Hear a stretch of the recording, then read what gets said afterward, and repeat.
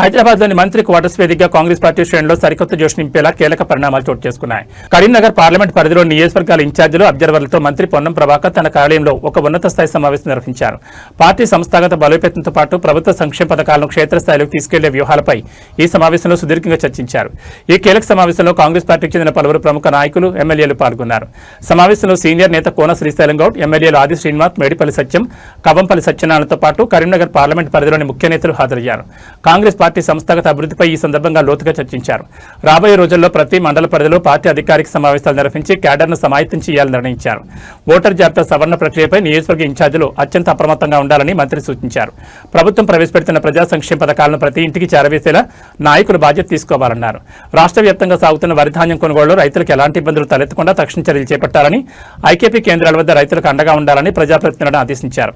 ఈ సమావేశానంతరం AICC in charge Meenakshi Natarajan, PCC chief Mahesh Kumar Goud, AICC secretary Sachin సావంత్లతో నాయకులు జూమ్ ద్వారా అనుసంధానమయ్యారు. ఈ సందర్భంగా అన్ని గ్రామాల్లో బూత్ లెవెల్ ఏజెంట్ల నియామకాన్ని త్వరగా పూర్తి చేసి ఆ వివరాలను డీసీసీ ద్వారా కలెక్టర్లకు సమర్పించాలని హైకమాండ్ దిశానిర్దేశం చేసింది.